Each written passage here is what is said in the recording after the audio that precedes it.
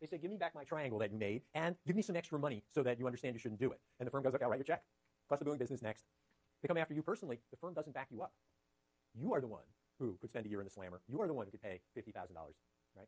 So the threat to get you personally as the plant manager helps reinforce your natural moral fiber. And that's another way in which they get you to comply. So there is the possibility. Well, that brings up the problem of good government. So do we always have good government? No. And did you live through the last 5 years? Can someone tell me what happened in the last 5 years or so? And what was that? What was the financial crisis? State it as baldly as you can. What happened? Yeah, but how did it happen to begin with? And why was that a good thing from the point of view of the players? Not you who got burned later. How did this thing work? Somebody made money, right? Well, it wasn't the guy who bought a house who couldn't afford it, and it all went kabooey, and the house got left half unfinished, or he had to give away his dogs and his cats because he had to live in a small apartment. Right? That wasn't the person who made out here. Who made out here? And it wasn't the guys in the small town in Norway who bought this stuff and thought it was a good thing to hold in their portfolio. Right? It wasn't them. Who made out? Who made money here? Yeah. But who in the banks? The bank on the end got it. Yeah. Okay, so you've got a couple of things here. The first layer is what drives it. It's if you were a loan officer and you knew that any piece of garbage loan that you could get your hands on, you could get out of your bank's portfolio and some other idiot would own it. And your bank would make 15% and you would make, I don't know, $500 a loan. How many of these loans would you originate? A lot. You just keep doing this endlessly, right? Because it was money in your pocket, it's money in your branch manager's pocket, it's money in your district manager's pocket, right? All up and down the line, everybody in the chain was making lots of money. So for them, it wasn't a problem. What about the securitization? First of all, you have to understand, securitization goes back to the land bank in like 1900, just because I don't know what happened before 1900. So the idea that you take a bunch of mortgages for a bunch of farms, tie a red ribbon around them, carry them down to Wall Street, and sell a bond based on those mortgages, that's the land bank. That's 1900. That's not wild, crazy stuff. There's nothing wild and crazy about securitization. Securitizing garbage is what's new.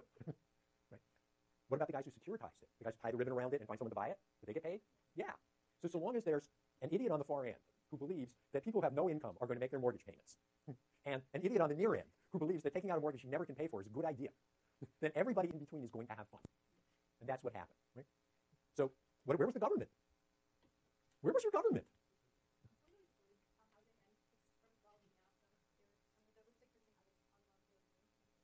So, and both sides of the aisle, right? So a really liberal Democrat like Barney Frank turns out to be as guilty as Mr. Bush. So it's just right across. Because everyone saw this as the ticket. Bush sees it's the ticket. You know, these people get houses, they're going to like me. They'll re-vote for my re-election. This is not hard. Left-wing Democrat, same thing. So, you know, pretty far right, pretty far left, unanimous. And they close their eyes. So instead of looking and saying, wait a minute, I'm Fannie Mae, I'm supposed to buy mortgages that have the following characteristics, and this bundle ain't got it, so sorry, pal. Instead you go, oh, yeah, the paperwork, it got lost somewhere. Yeah, I'll take that bundle. Sure, here's your cash. You got another one like it? Right? So all of the pieces go the wrong way, and they create a big mess. And will they do it again? Have they done it before? And she's right both times. They did it like 15 years earlier on a smaller scale called the savings and loan scandal, and they will do it again as soon as everyone forgets. This one was a bad one. It took 5 years to work it out. Yeah, 10, 15 years from now, not more than that. You'll see the same thing. It'll have new names. There'll be new players. The exact method of doing it will be new and original, but it will be fun. So that's just the story of what government can and can't do. Did government do something else, by the way, to make it all possible? It made the savings and loan scandal possible. What it did is it insured your savings. So when you go to the bank, you don't really ask yourself, is Wells Fargo a more secure institution than Chase? Across this period, the answer was yes. But did you ever ask yourself that? No, because you don't have enough money in the bank to be worried. You'll get paid off by federal deposit insurance. So the pressure from the ultimate lender, you just doesn't exist. That's another piece. That was a big piece in the savings and loan scandal. Less here. They found other willing people. So that brings up good government. New York City was ruled by Tammany Hall from about the 1850s to somewhere around the 1950s, 1960s. It's hard to say when the democratic machine really stopped being what it was. You know, approximately 100 years. If you like to Google things, you want to Google Boss Tweed. You definitely want to have a look at the Tweed Courthouse and some of the other wonderful things that were done. So you think New Yorkers would get tired of Tammany Hall running their city. And the answer is every once in a while they did get tired of it. And what they discovered was although Tammany Hall reliably stole large amounts of money, at one point they were so brazen as to have a price list. So you want a building permit for an apartment building, that'll be 15% to Tammany Hall, please, and your building permit will appear. And other favors could be bought as well. But a price list was the absolute height of it. When they voted them out, what happened was the good government people couldn't do anything.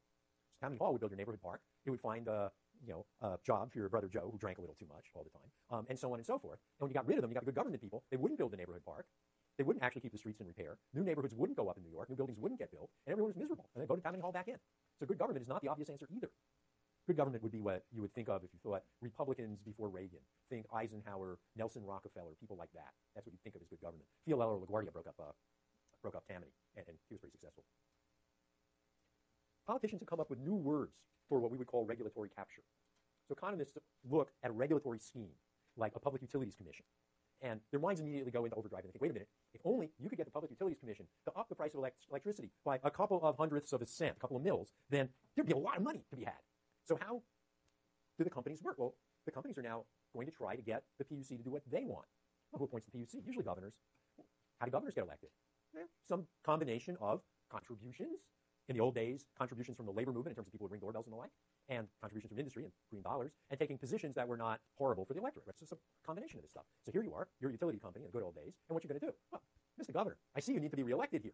You know, that's a really expensive endeavor, and we are so happy for the support you've shown us in the past. We're going to make a large contribution, now again unlimited, to your campaign fund, and we'll do it at the last minute so you don't get tarred with any of these revelation kind of nonsenses. And we do understand how it would be such a great idea for you to appoint Bob over here, who's retiring as our chief corporate counsel and needs a sinecure for the next couple of years as head of the Public Utilities Commission. And that's the long way. The shorthand for that is regulatory capture. Right? What happens is the regulated go through the political process, and they actually capture the thing that's supposed to regulate them, make it work in their interest. Economists think that happens almost all the time. We're not at all believers that you'll get away from it. The most amazing piece of work, though, is the words stakeholder process. And I'll state it in the positive first and then the negative.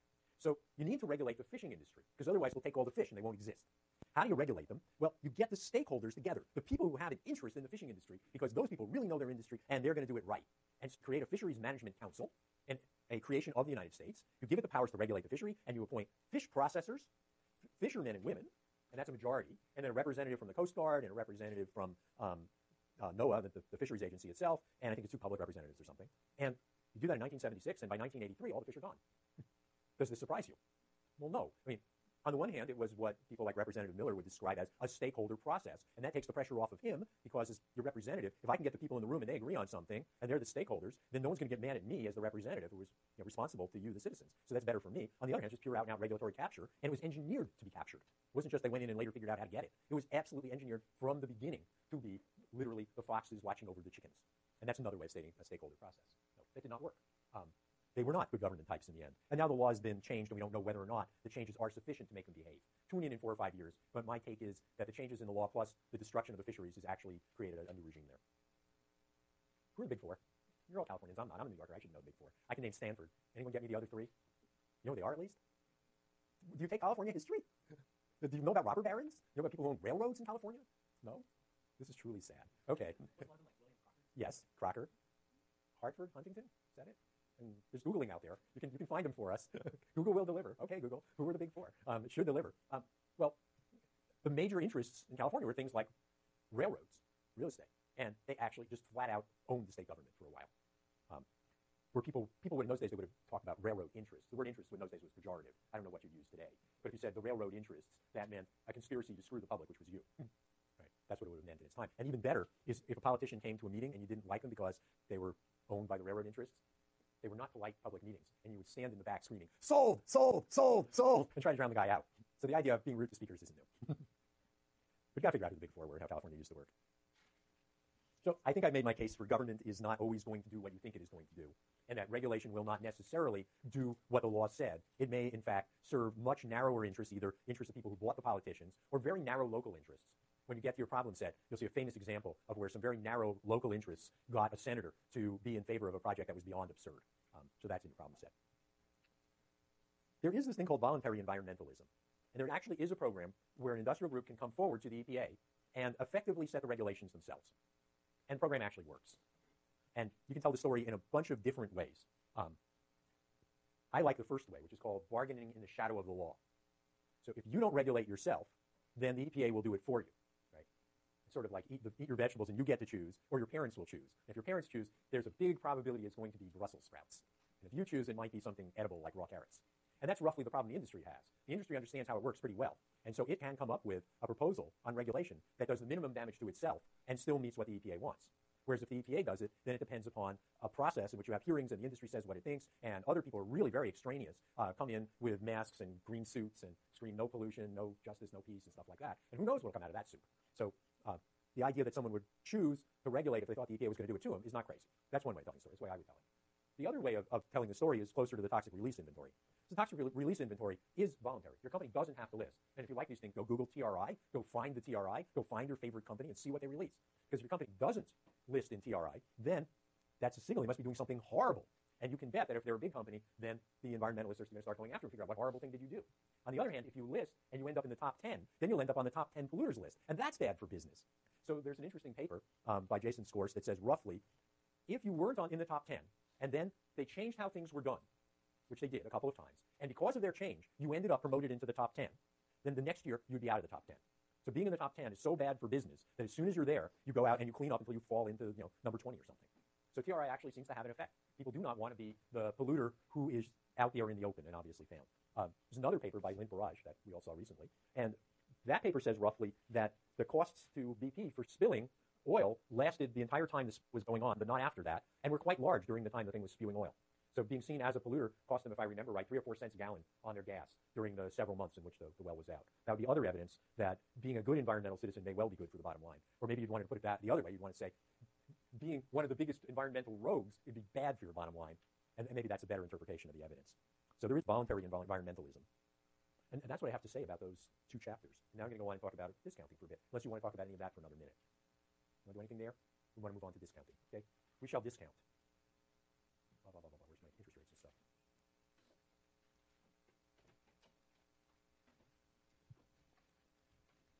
I hope that once upon a time, when you went to grade school, they taught you about interest rates. Am I correct?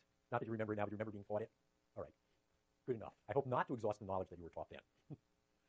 The problem that interested me and interests a great number of people who are interested, the problem in energy efficiency that gets a lot of attention is why people do not adopt energy efficient practices that save money. So time and time again, you will see somebody telling you about an energy efficient practice that should save a lot of money and yet is not widely adopted. One of the pieces of the puzzle is interest rates. And the question is, why don't people buy energy efficient appliances, insulation, windows, etc., especially when they redo their homes, and they're buying stuff anyway. I stole my numbers from a calculator at lbl.gov. I hope it's still running. Again, you can go check it out if you want it. And roughly, and I believe it was for a home in Michigan where Gloria lives because, well, it's a lot colder, there's more money to be saved. Roughly, if you had an additional $4,000 up front, you would save $744 a year. You would also save, apparently, a good bit of CO2, 1,100 pounds. That can't be right. Can that be right? Could you save 5 tons? No. Okay. So that's a wrong number, 1,100 something or others. But that's too much. Yeah, that's too much. So you would save some amount of CO2 which you wouldn't be paid for. Is that a public reason to do it? Yeah, right? So your private reason is you're going to have a lower gas bill, electric bill, et cetera. The public reason why we want this done is there'll be less pollution, in this case, less CO2. But that's got to be way too big. Well, should you do it? Well, here's the basics of interest rates. Principal, interest payment, interest rate. Principal is the amount of money, let's say take it as a loan, the amount of money you borrow is the principal. The interest payment is how much you pay on a regular basis, as in how much you pay per month or per year. I'm going to think about it per year. The interest rate is the payment divided by the principal. And they tend to be numbers like 5% or 6% or 10% or 20%, numbers like that. The future value is the value of a principal in the future. So it's backwards. So if you put some sum of money, like $100, in the bank and left it for T years, then you would have the principal, $100, times the interest rate to the T power. Yeah? That's standard? You okay there? So that'd be future value. Present value is just to take it in the other direction. Present value is you take some amount in the future. It's T years in the future. And you ask, what size bank account now would produce that amount of money in the future? So PV times 1 plus R to the T would equal FV. Yeah? So if you had a benefit that arrived in 10 years' time, and you wanted to compare that to a cost that happened today, how would you do it? It's okay, the cost happened today, that's easy. The benefit happened in 10 years' time, well, that's not the same. So instead of talking about the benefit in 10 years' time, how much money given to me today would produce that benefit in 10 years? What's the present value of that benefit? So instead of giving me 100 times 1 plus R to the T, suppose in T years, suppose instead I got 100 today. Yeah, that's the present value. Have I helped or hurt?